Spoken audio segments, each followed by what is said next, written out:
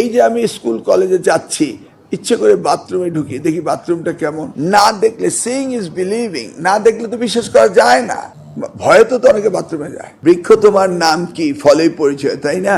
বিশেষ কাউকে নেই, একজন বিশেষ ব্যক্তি আমার গেটের সামনে গাড়ি নিয়ে দাঁড়িয়েছিল এবং সেই বিশেষ ব্যক্তি আমার গাড়ি ফলো করেছে। আমি কি করব? তারপর আমার ড্রাইভারকে বলেছি এত জোরে চালাও যেন কেউ ফলো না করতে পারে।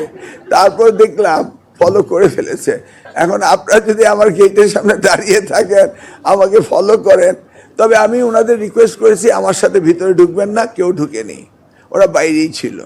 আমি কোথায় যাই যে আপনি ফলো করলে পাবেন, কিন্তু ভিতরে তো আমি কাউকে নেই না, কারণ এত ডিস্টার্ব। আমি নিজেও ক্লাসরুমে ঢুকি না।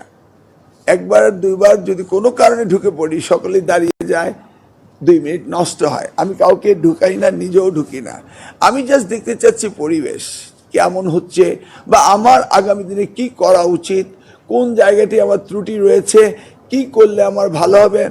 এই যে সারা বাংলাদেশে আমি ঘুরলাম, আমি শিক্ষকদের সাথে কথা বললাম জানার জন্য, সামনে পরীক্ষাকে কেন্দ্র করে আমি এই কথাগুলো বললাম।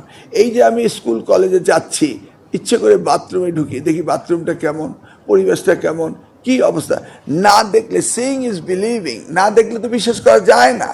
আমি সেই কারণেই এগুলি করি। আমি ঢাকায় বসে, সিসি ক্যামেরা রয়েছে, আমি ওই স্কুলের হেডমাস্টার বলতে পারতাম আপনি আমাকে কানেক্টেড করেন, আমি কিন্তু করিনি। আমি গিয়ে দেখছি, কারণ কানেক্টেড করার তো আমার মন্ত্রণালয়ের কন্ট্রোল রুম রয়েছে।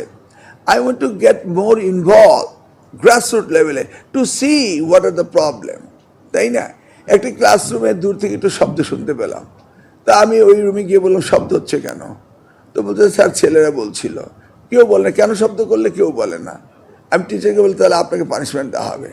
বলুন যে এই ছেলেটি বাথরুমে যেতে চেয়েছিল, আমি বাথরুমে যেতে তাকে বারণ করেছি। তাই কেন বারণ করলেন? বললো যে আরেকটি ছেলে গিয়েছে। তাই আমি বললাম তাহলে প্রত্যেক রুম থেকে যদি একটি করে ছেলে যায়, তাহলে তো এই বাথরুমে একটা বিরাট কি হইতে পারে। তো নেক্সট টাইম আপনারা সেটাও দেখবেন। ভয়ে তো অনেকে বাথরুমে যায়।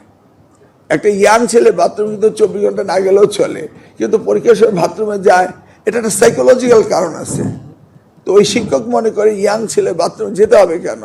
তা আমি বুঝিয়ে বললাম যে বাথরুম যেতেই পারে, ওরা তো একটু প্রেশারে আছে, তো বাথরুমগুলি বাড়াতে হবে। এই যে দেখুন, এটা আমি না দেখলে বুঝতাম না। এই জন্যই ঘোরাফেরা আর কি, শখের ঘোরা না।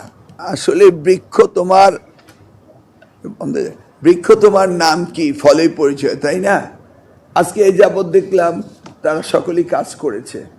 এই পর্যন্ত আই এম 100% স্যাটিসফাইড, ইনক্লুডিং জেলা প্রশাসক, ইউনো, পুলিশ, সকলেই। পুলিশও প্রচণ্ড অ্যালার্ট ছিল, সকলেই অ্যালার্ট।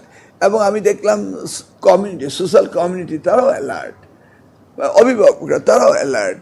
মানে এটা মনে হচ্ছে যেন 100% কোঅপারেশন করছে সকলেই সকলকে। এমন একটা অ্যাটমসফিয়ারই আমি খুঁজছিলাম, যে কেউ কাউকে হেট করবে না, সকলেই চাইবে যে আমাদের সন্তানরা লেখাপড়া করুক। আমি খুব আশাবাদী যে এই শিক্ষাক্ষেত্রে সকলের যে আগ্রহ রয়েছে, এটা যদি এইভাবে ননস্টপ চলতে থাকে, আমরা বেটার জায়গায় যেতে পারবো। এটা আমার আজকের প্রথম দিনের বিশ্বাস। ধন্যবাদ আপনার এই প্রশ্নের জন্য।